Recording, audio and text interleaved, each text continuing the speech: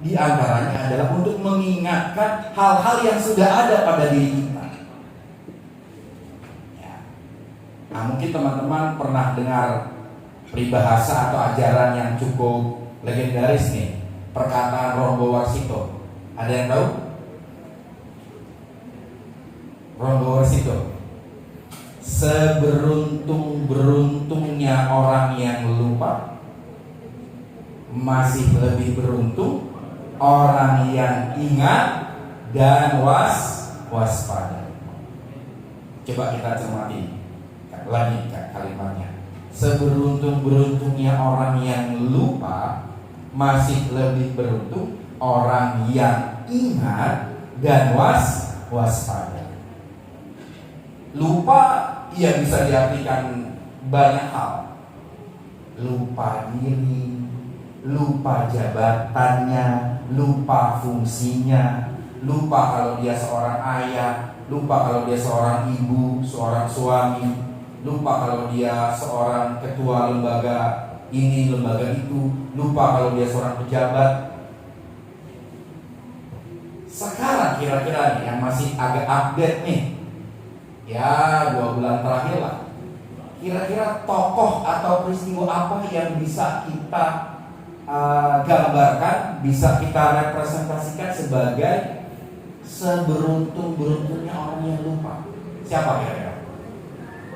Siapa? Sambo. Ya, semangat ya, semangat ya. Mohon maaf pinjam namanya. Karena fakta kan begitu kan? Seberuntung-beruntungnya orang yang lupa, dalam hal ini Sambo. Dia beruntung banget dia. Beruntung banget dia. Karirnya cepat, ya kan? Udah bintang 2, umurnya wah, dia melewati senior-seniornya. Kekuasaannya luas sekali, ya kan?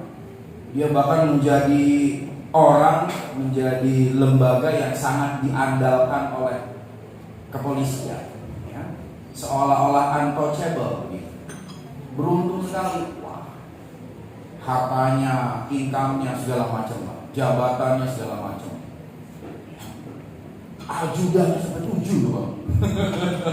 Sampai mungkin lupa itu ada 7 ya. Yang pejabat yang lain paling cuma 1 atau 2. Itu beruntung sekali seorang Sambo dalam kacamata, ya kalau kacamata mungkin dalam kacamata duniawinya, dalam kacamata lahirnya beruntung sekali.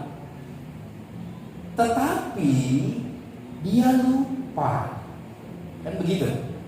Dia lupa akan tugasnya, tanggung jawabnya, lupa dengan kedudukannya yang harus dia jaga, lupa bahwa dia harus menjaga komit dengan semua yang dia katakan.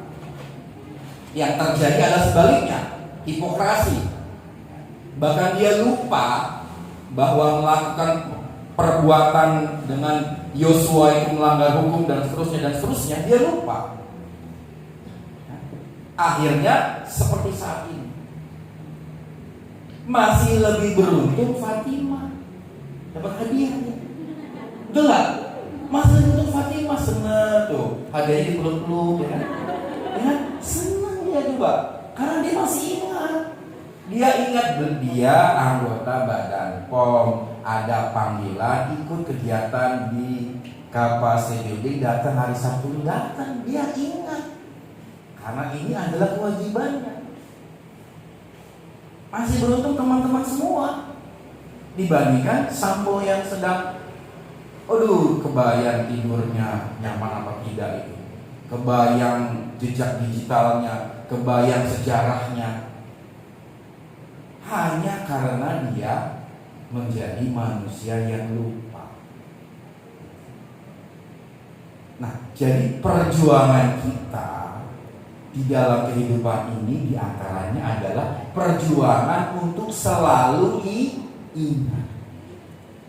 Dari lupa ke lupa kita ingat lagi, lupa ke lupa ingat lagi, terus grafiknya naik turun. Harapannya ingatan kita lebih banyak daripada lupa. Itulah agama diturunkan, itulah kitab suci diturunkan. Itulah nabi-nabi, rasul, orang-orang suci diturunkan sebagai pengingat, kan begitu? Sebagai pemberi kabar gembira dan pemberi peringatan untuk selalu ingat bahwa, nah ini tafsirannya menjadi luas sekali, bahwa hidup di dunia cuma sementara, bahwa hidup di dunia ini adalah pengabdian, pekerjaan, perjuangan, melayani, bahwa hidup dunia adalah berkarya, memberikan kemanfaatan, menjadi orang yang paling bermanfaat untuk orang lain. Semuanya diingatkan kita. Kenapa demikian? Karena manusia itu memang tempatnya lupa dan salah. Karena lupa, maka dia berbuat salah. Semua agama Islam segala macam dengan sholatnya segala macam kan untuk diingatkan. Penyanyi kita berhenti ketika azan dikumandangkan untuk mengingat. Begitu seterusnya. Nah, hari ini kita pun dalam rangka menjadi manusia-manusia yang ingat jati dirinya. Oh, saya sebagai pribadi, iya, nama saya Imam, nama saya Fatimah, nama saya ini. Oh iya, siapa saya? Di dalam diri saya ini ada bagian apa? Ada bagian badan POM-nya. Saya menjadi bagian dari badan POM. Badan POM menjadi bagian dari diri saya.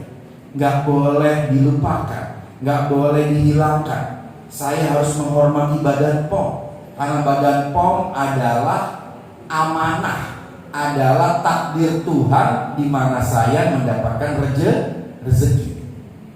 Berarti saya harus mengikuti aturan-aturannya. Saya harus mengikuti kompetensi-kompetensi apa yang ada di dalamnya. Saya harus mengenali teman-temannya, teman-teman di sekitar saya. Saya harus mencapai prestasi. Saya harus mengikuti apa yang diarahkan oleh pimpinan. Saya harus mensukseskan kerja tim, baik tim terkecil saya sampai tim berikutnya, sampai bagian dari badan POM secara keseluruhan. Itu semua adalah sesuatu yang harus kita ingatkan.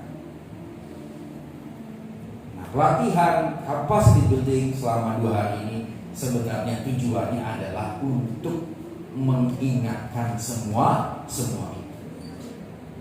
Dan mengingat sebenarnya adalah bagian dari proses penyembuhan, bagian dari proses healing yang sebenarnya.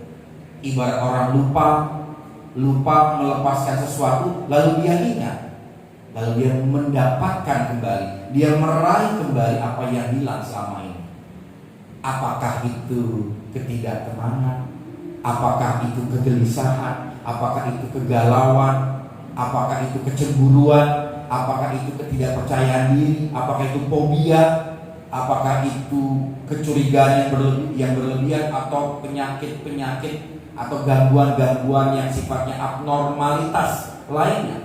Itu semua bisa kita minimalisir dengan cara mengingat kembali jati diri kita.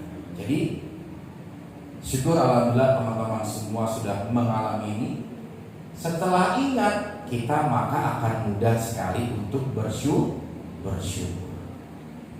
Nah, syukur ini kunci dari segala sesuatu.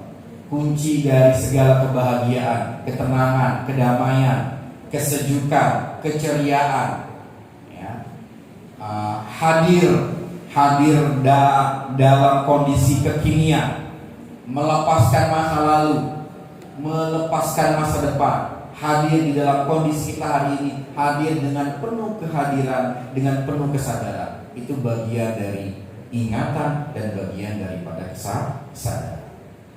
Nah, oke, selanjutnya karena saya diamanahkan untuk juga menyinggung tentang bagaimana kita membangun tim yang hebat, karena teman-teman semua ini selain sebagai seorang pribadi, tapi juga teman-teman adalah kumpulan pribadi-pribadi yang berkumpul di dalam sebuah tim, di mana tim ini bergerak diarahkan untuk tujuan yang lebih jelas, yang lebih spesifik, yaitu yang ada pada misi-misi dari Badan POM itu sendiri. Ya. Oke, selanjutnya bisa di start video yang pertama, Mbak Fitri. Yang pit stop yang merah, yang 50 detik. Teman-teman bisa lihat ada sedikit video.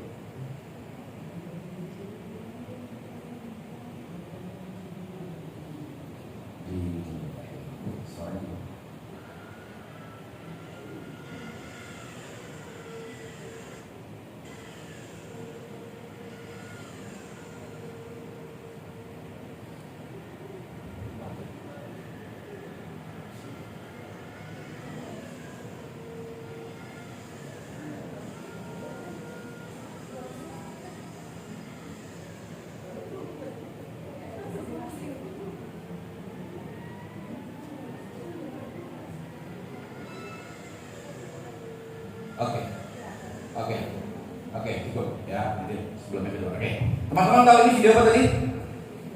Pit stop, ya.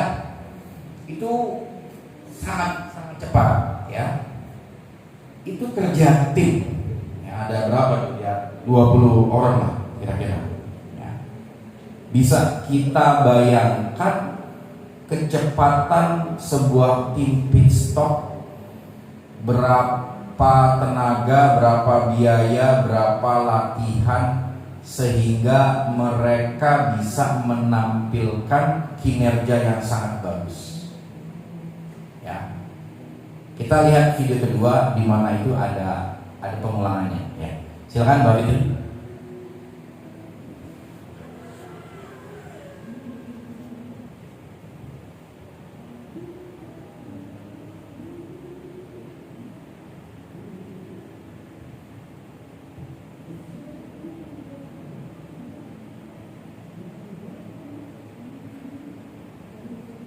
Suara yang maksudnya kalau tadi dites kalau bisa tadi nggak apa-apa.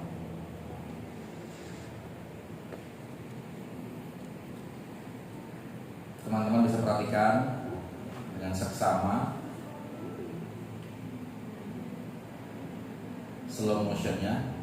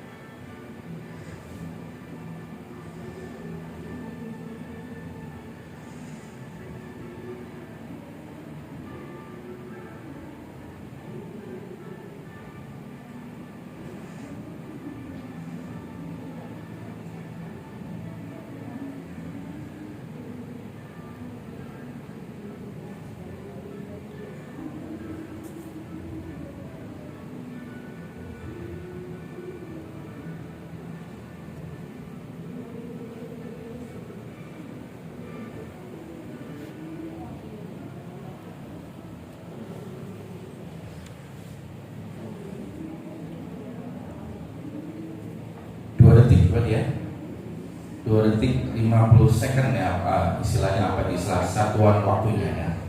Baik, bisa di stop ya. Apa kesimpulan dari tim yang efektif yang bisa kita pelajari dari pit stop ini, teman-teman? Komponen apa yang harus muncul di dalam sebuah tim agar dia solid, bagus, hebat? Silakan. Silakan, poinnya langsung apa? Misalnya kompak apa atau apa? Ya.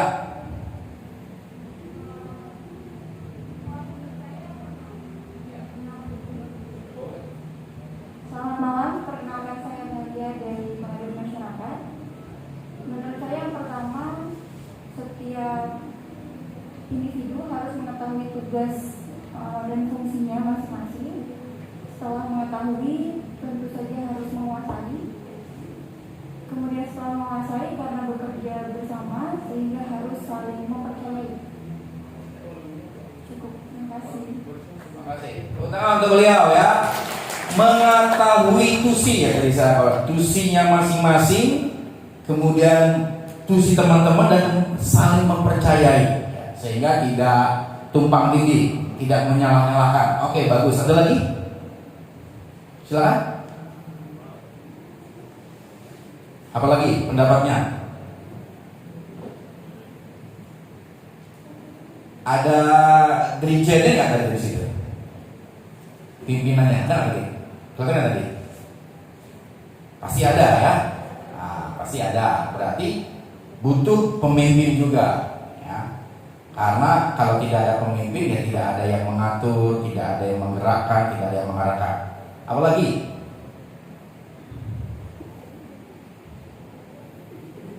mengetahui tugasnya masing-masing, mempercayai tugasnya masing-masing. Ada pemimpin, apalagi? Oke, kalau gitu saya bantu dengan kompetensi yang ada di institusi teman-teman nih di BUMN ya, yaitu kompetensi berakhlak ya. Slide berikutnya, nah ini. Nah, ada yang berbeda berakhlak. Sudah di ini ya, istilahnya sudah disosialisikan ya. Nah, kompetensi berakhlak ini kira-kira ada tidak di tim pit stop tadi semuanya? Ada ya. Kita coba urai satu persatu ya. Yang pertama berorientasi pelayanan. Tadi yang 20 orang itu di pit stop semuanya berpikir melayani. Melayani siapa? Melayani si driver. Melayani siapa? Melayani penonton yang menyaksikan. Melayani siapa? Melayani sponsor. Ya, melayani semua stakeholder. Mindsetnya dibangun. Nah, begitupun kita semua tanpa terkecuali. Teman-teman di BUMN, teman-teman di Badan POM harus dibangun mindset, cara berpikir kita ini semua bekerja di antaranya untuk melayani. Jadi katanya kata aktif, melayani, bukan pasif, bukan dilayani. Melayani pimpinan, siapa pimpinan di atas kita, jadi kan harus kita layani karena strukturnya begitu, hierarkinya begitu. Surat menyurat, reminder, informasi, itu ada stakeholder kita, layani dia. Apa sih yang disenangi oleh pimpinan itu sebenarnya? Coba, yang kan kita semua calon-calon pimpinan. Apa sih yang dimaui utama oleh para pemimpin, atasan kita lah yang paling dekat apa? Pimpinan itu sangat senang dilayani oleh bawahannya, gitu kan? Dilayani, disenang, dilayani dalam pengertian ya atribut-atribut pekerjaan-pekerjaan yang memang berhubungan antara pimpinan dan bawahannya itu dikerjakan dengan baik. Jadi kalau karir kita mau bagus, jangan sekali-kali bermusuhan sama pimpinan.